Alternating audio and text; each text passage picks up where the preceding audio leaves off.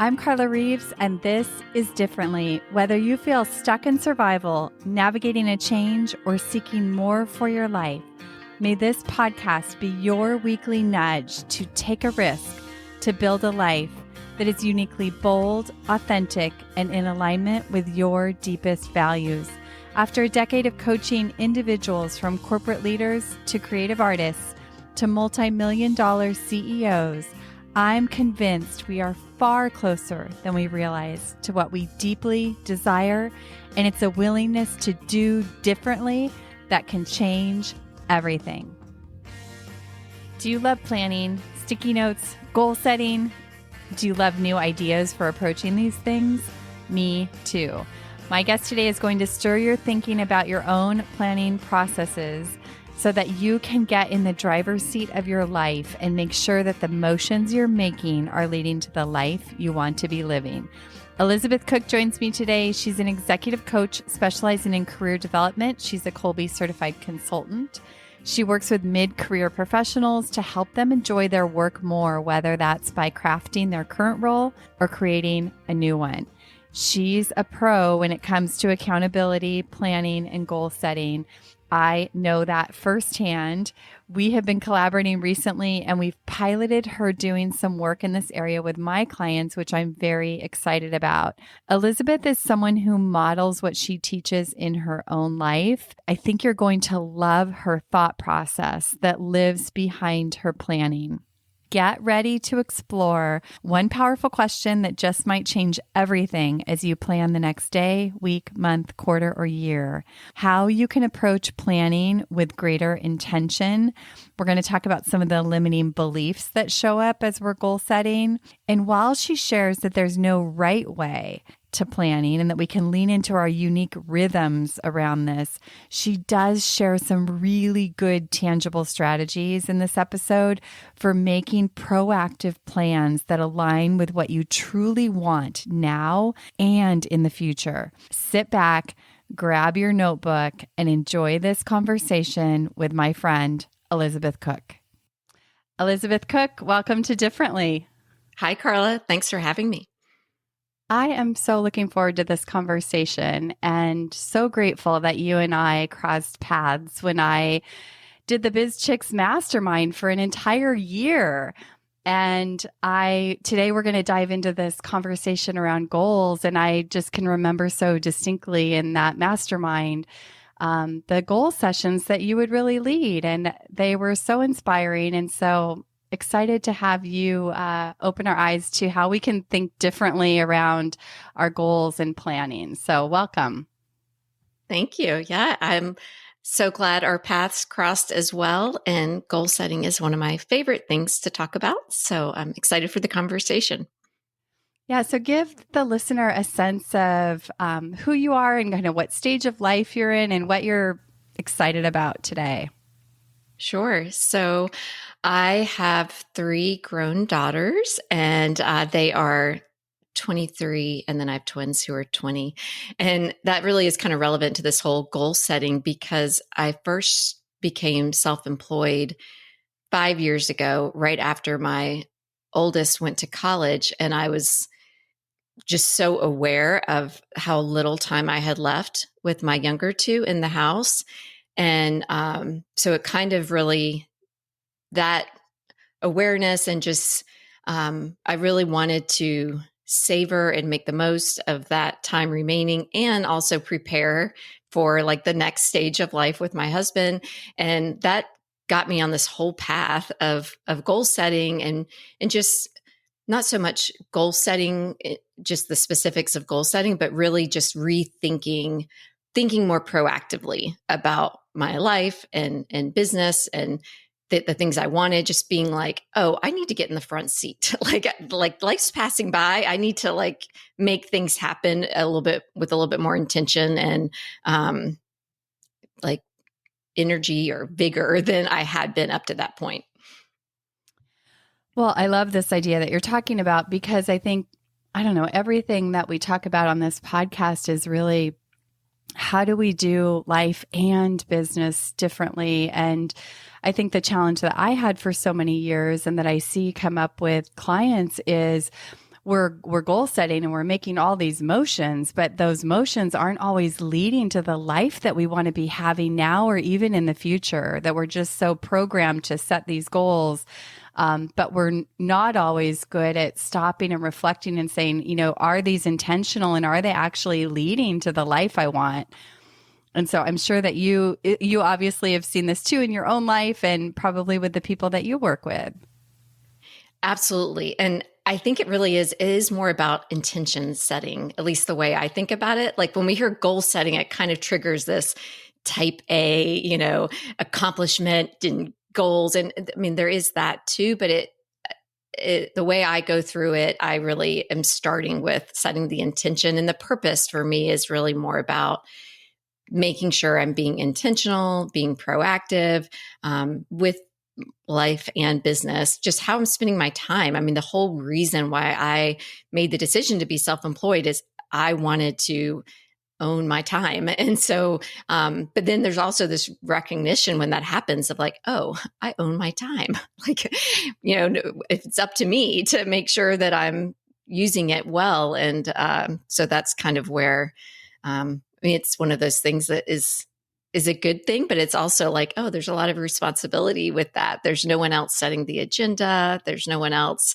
setting deadlines, making things happen. Like there's a lot of benefit when you're working in an organization of that, creating that structure. So then now it's up to us to create that structure.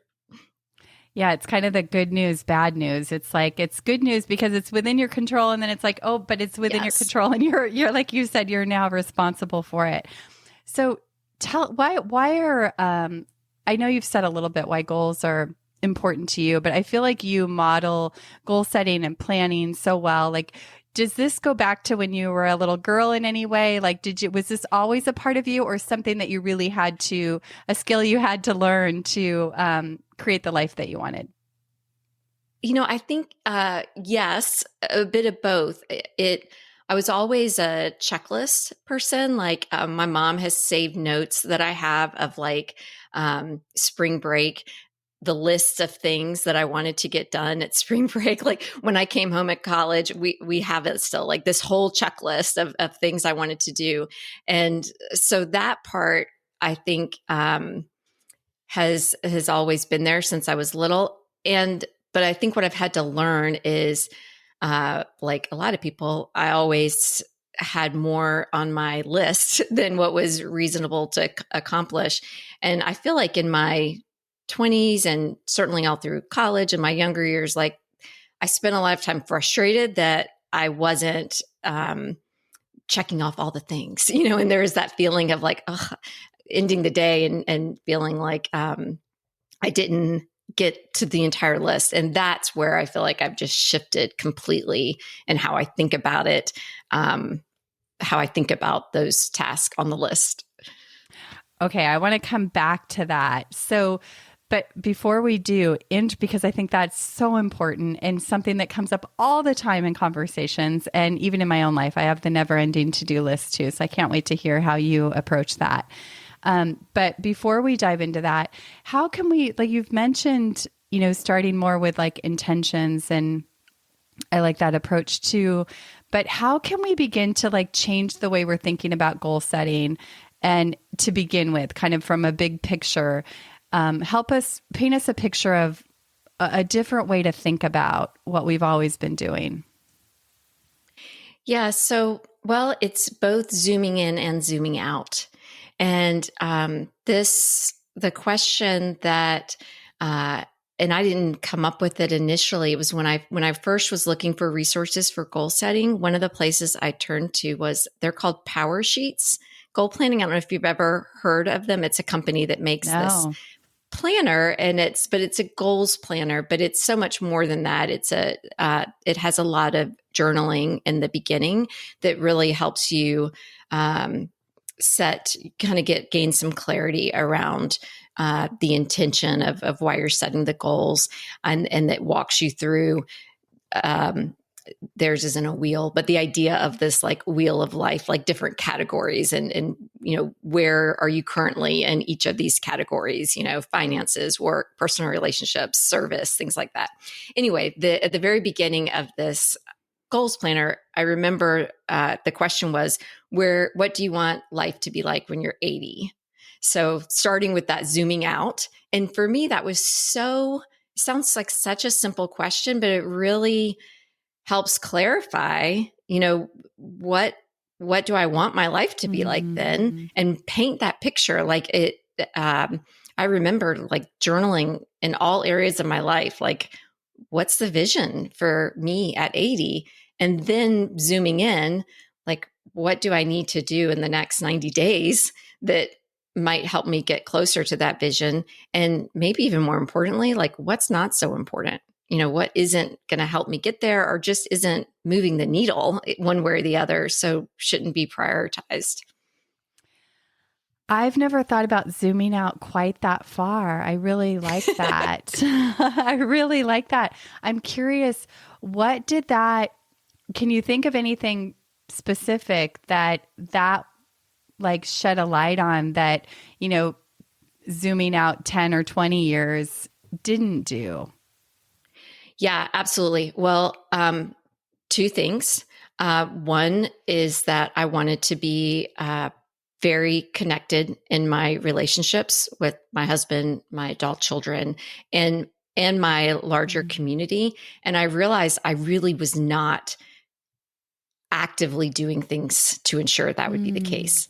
I mean, I'm not like ignoring my immediate family, but I wasn't like making intentional investments in really cultivating those relationships in a way, particularly even with my children who, at the time were in high school and just starting college, like in a way that would, I wasn't like looking for hobbies that we could do that would be something we might do when they're 40, and like mutual interests other than just managing the household and helping them apply to college and all that kind of stuff. I wasn't really, and so that was one of the things I changed. One of my daughters, we started going to a yoga class. Well, I think I could do yoga when I'm 80. Like that could be something when I come to visit, we do a yoga class like for the rest of our lives. So just little things like that. And my husband, I remember that year we bought kayaks. That was something we had talked about forever, but hadn't done. So just like being intentional about, actively investing in those relationships. And then my other was I really want to be active, like mentally and physically. And that really helped me prioritize my own health. And that is something that just often in life, when you're busy, feels like something you can put aside, like not taking time and to exercise. And it's not like I'm a massive exerciser, but just moving in some way every day, that really helped me say, okay, that actually is more important than some of these other things that feel important in the moment. I just want to highlight that this is so beautiful because not only is it sort of steering the ship for your, long-term future, but it's also impacting your life right here and now today. And, building things within your life that are going to lead you there, but that you get to experience today. And I think that's so important. And sometimes we forget to do that. I mean, we're in a stage where our kids just left the nest, our youngest just moved out. And I realized that I never dreamed about this stage of my life. Like becoming a parent, I just thought, well, I'm always a parent. And I didn't really dream about, okay, well, when they move out, what is this going to look like? And we'd been taking care of our marriage, but we hadn't really thought about that. We're going to still feel young and have a lot of vitality and life in us and like really want to live at this stage. So we're having so much fun now. But I think looking back, like, wow, I could have dreamed about this time. And so I think that's so important. So just like with everything, there's always sort of an outer game and an inner game. But as we begin to think differently about our goals, are there any like limiting beliefs that you see show up again and again for people that get in the way of doing this differently or having this feel better, right? Yes, absolutely. Well, one thing that I think shows up a lot is particularly with goal setting and planning, or even planners. Like, as soon as we mention the word planners, I'm sure some people, people love to talk about planners. But one thing that can be a hang up is trying to do it the same way someone else did it. So even as I'm sharing like a process that I use, I fully recognize like that might not be the best process for someone else to use. And that's where I use a tool in my work called the Kolbe assessment. Natalie Ekdahl introduced it to me. And so I know you've taken it too, because she has everyone take it who comes through her program. And I'm now a certified consultant with them. And one of the things that does is really shows you how you naturally take action.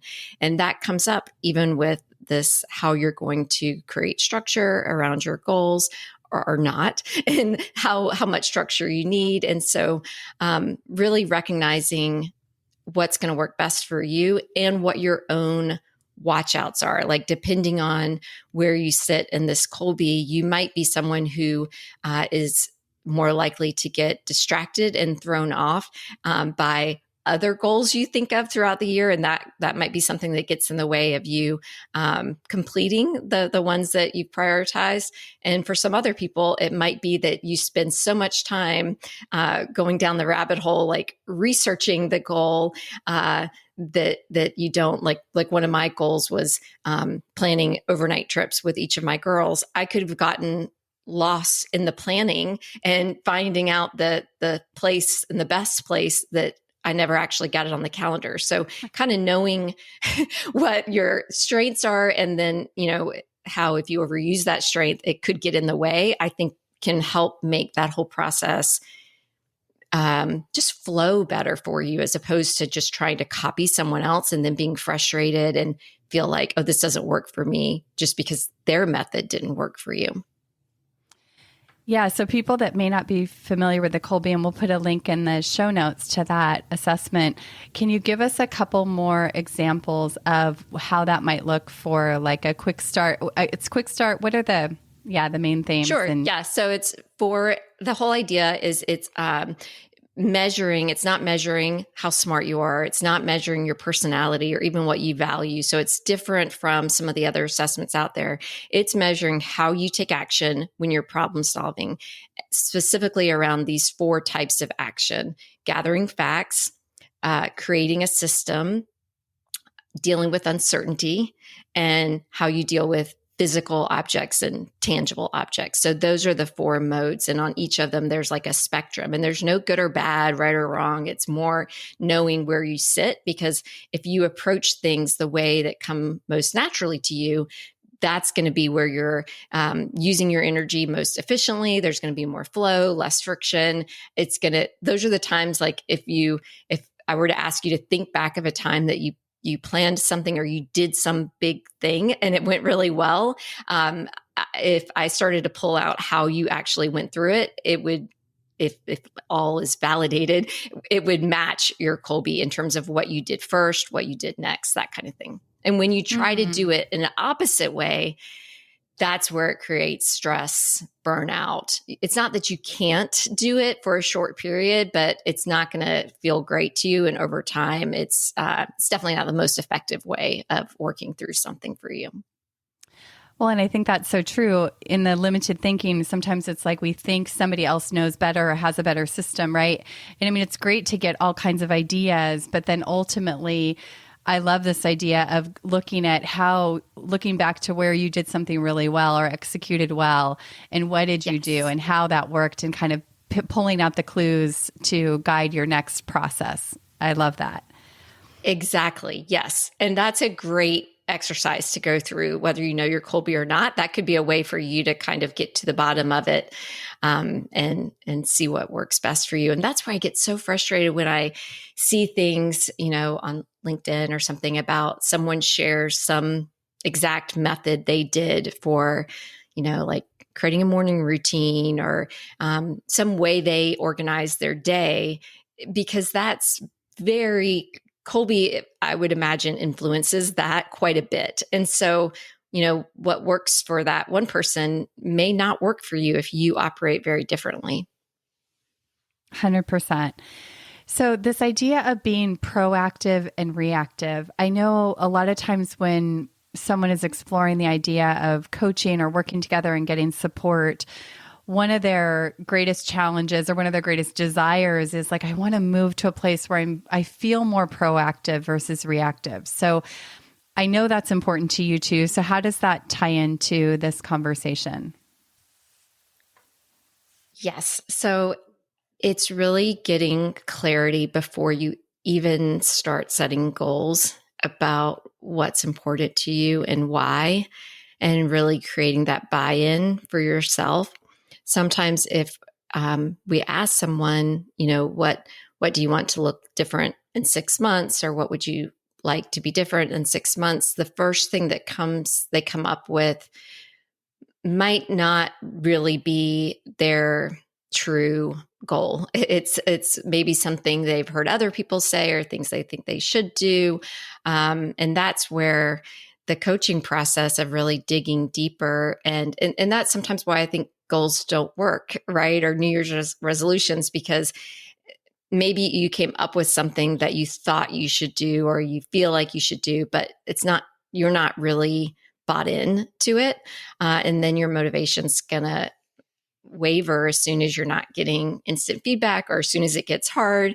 So I think really part of being that proactive is exploring what is like having that long-term view. What is it like when I went through that exercise the first time of where I wanted to be when I was 80 and those two things came up, I remember looking at my calendar and none of those things were prioritized. None. And I had a lot. I was very busy. I was overwhelmed, but none of the things on my calendar had to do with deepening relationships with people in my inner circle or my health. And how crazy is that?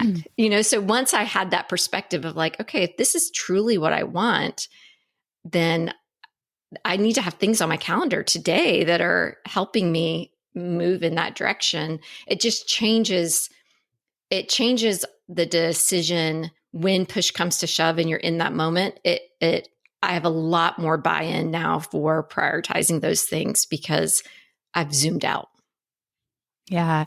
Well, and I think that, a lot of times we're caught in this, survival way of living our life, which isn't all bad. It's gotten us to a certain level of success. But then usually we reach a point where we're not reaching that next level that we want. And I think what you're describing is to take a moment to pause and reflect and really, I love the idea of writing here, journaling, to really get into your heart and soul to where do you want to be leading your life? And are you carving out, does your schedule align with that and match with that? So important. Love the idea of writing. So walk us through your planning process. Yes. So typically I would do this at a 90-day stretch. Well, at the beginning of the year, I like to do like a lot more journaling using like a wheel of life, like in each of these areas. What do I want to big picture focus on for the year? But then in terms of actual planning, 90 days is a good time frame for me because it gives me enough time to see some success, and but it also it's not too long that things change, and that might shift everything. So it's really going through kind of the different buckets, so to speak, of where I want to make progress and looking at where I am now and where the gap is, and then identifying what my priorities are, and then really breaking them down into some actionable steps that I can do in 45 minutes or less. And for me, I think that's key because otherwise it seems too big. And then getting them on the calendar, for me, that is really important, that they are, I have some time, even if it's not for that specific task, but I have a block to work on those things. And then I make them visible with the dry erase board. I haven't heard of this, like breaking it down into 45-minute steps. I really like that idea. So for this 90-day period, do you actually calendar all of those, or do you do it in sort of stages or chunks? Yeah, so I don't calendar every task. I'll calendar like work on this goal, like, and put that on the calendar. But then I have all of the tasks listed separately. Now, sometimes I will, depending on if it's a task with a very tight deadline, like I'm going to a conference and I map out all the things that I need to do before the conference. I will often attach a date to it because, and this shows why I probably should do it all the time, because I know there's like a hard end date. There's no fudge room. So I will, have the dates on there, because that helps me see if I miss that deadline, it's going to create a problem the next week because of, the hard stop of the conference date. But typically when it's more, not as specific, tied to a hard deadline, I will, put them with, like I mentioned, these dry erase boards that I have, and I will put them on the dry erase board with check marks. Like if it's a certain, like I want to write a blog post for that month, I'll just put that on there, and that's not a hard date, but I'll have it with the checkbox.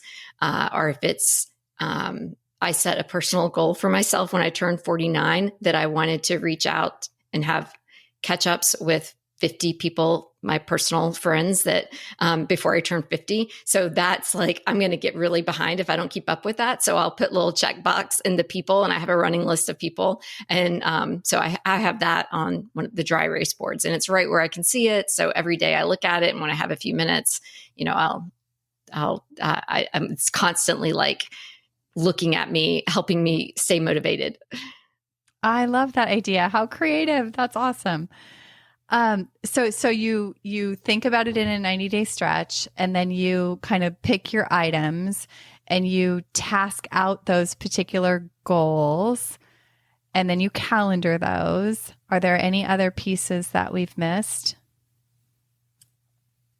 Well,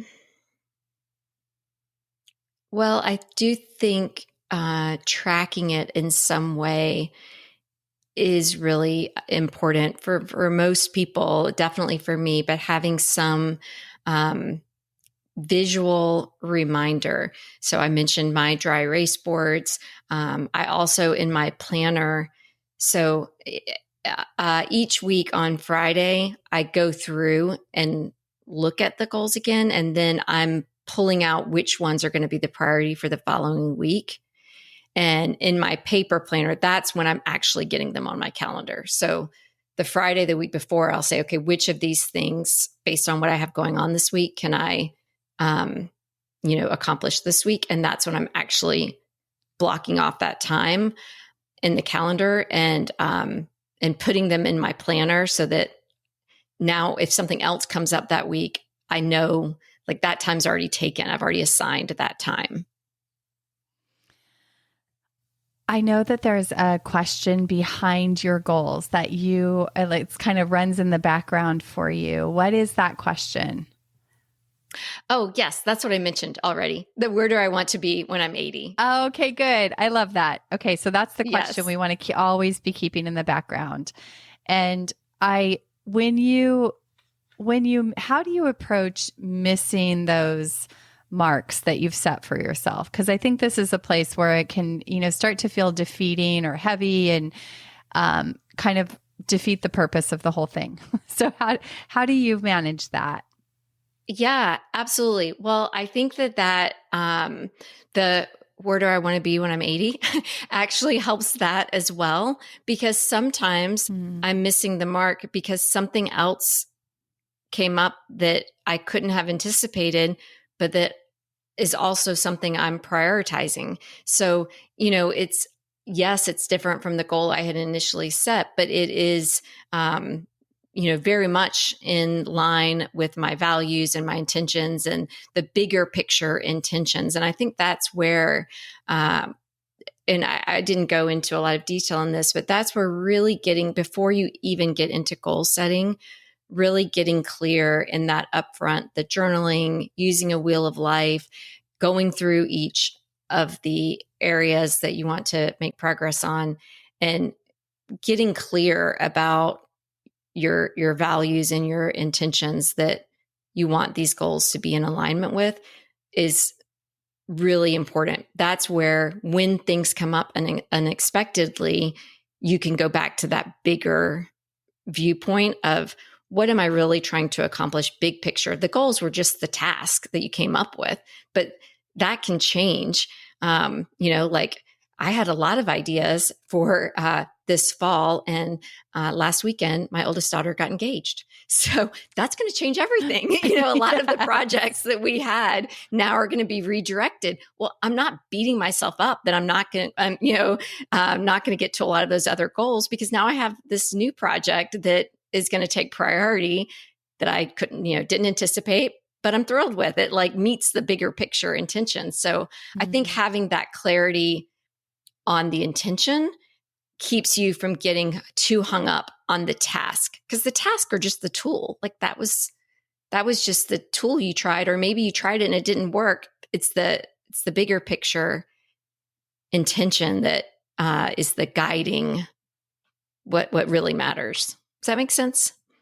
It does. And I think what I hear in your whole energy and being in the process is that there's a flexible mindset. This is adaptable. It's not rigid. It's sort of a loose structure that does help to guide our everyday and our month and all of that. But with the idea that life happens and we can't always control that. And so sort of a flexible approach is super helpful here.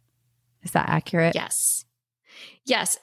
And that's guided by these intentions that are guiding. So it doesn't, to me, that helps it feel more stable, even if the tasks are changing, because it's still in alignment with the intentions that I set. I'm curious, was there a time in your life where you were lopsided in working really hard or working too much or anything like that? She's nodding her head. Oh, yes. And so it sounds like this approach has allowed you to kind of back up and make sure that you're making moves that touch all the important areas of your life. Absolutely. It definitely was born out of, pain of feeling like, that I was in a reactive state for way too long and not enjoying that feeling. And there's a quote out there, I'm going to butcher it, but it's something about the idea is that the biggest regret would be to be doing the wrong things well. I need to go find it, because that's not super close, but it's like, I don't want to be, doing a great job, but with the wrong things. And that I remember reading that quote, in my 30s with young kids and feeling like, oh, that might be me. I might be hyper focused on the things that don't really matter and not spending enough time on the things that do matter in the bigger picture scheme. And that's my goal for it, is that at the end of the year, the end of when I'm 80, that I will look back and be able to feel like I was spending my time and energy on the things that really mattered. Well, and I think this episode will air sort of as we're approaching the end of the year, if you're watching this live. And I think that's such a great question of regardless of how this year has gone so far, planning the last quarter, if you can kind of ask yourself that, what is finishing well from here this year look like, and what would feel really good? And then plan and aligning your actions to that can be so incredibly helpful. I love that. So do you have any favorite tools or little strategies that just are always your go-to around time and planning and calendars? You mentioned the power sheets, and the journaling, I think, is a good tool. Yes. And the whiteboard. Yes, I love my whiteboards. Part of me wants to say that it's not the tool. And it's hard for me to say that because I'm a tool enthusiast. I love all of those conversations. I want to check them all out. I think I've tried every type of planner out there. And so I'm not saying tools are bad.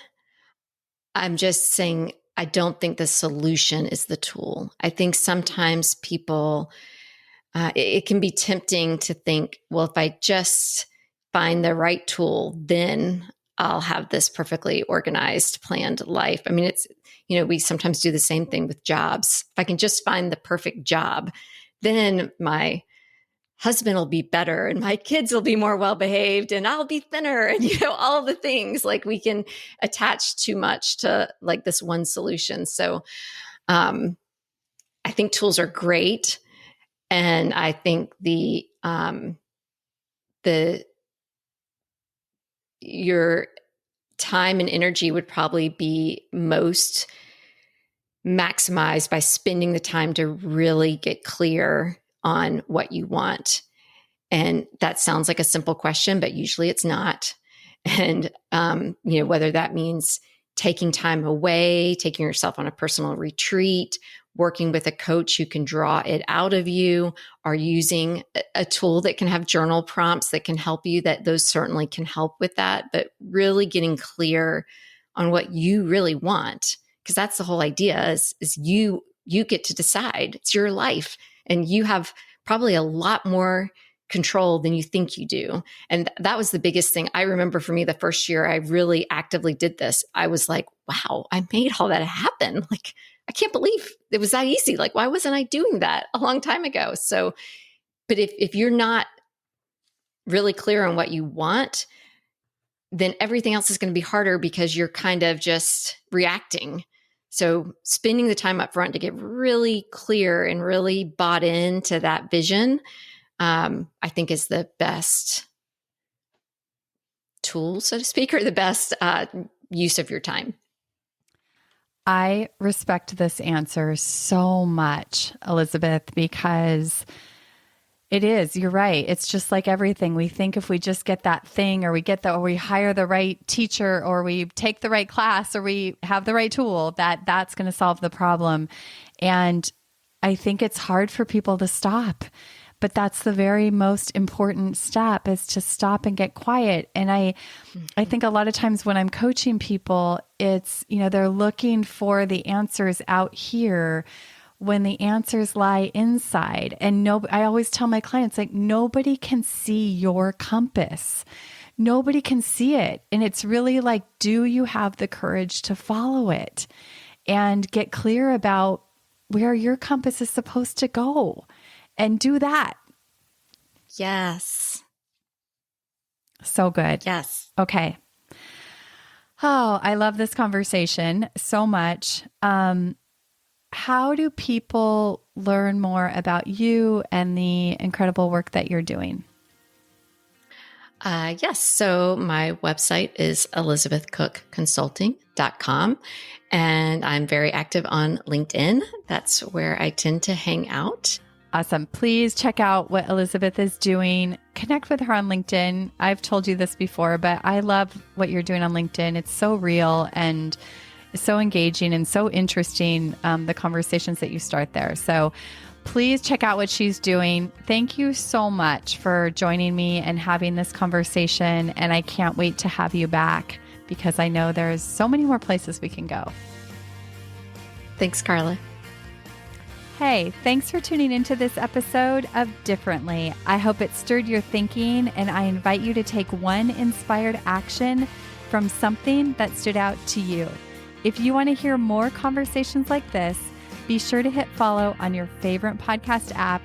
And if this episode could impact someone you know, please help us spread the word and pass it along. Remember, new episodes drop weekly.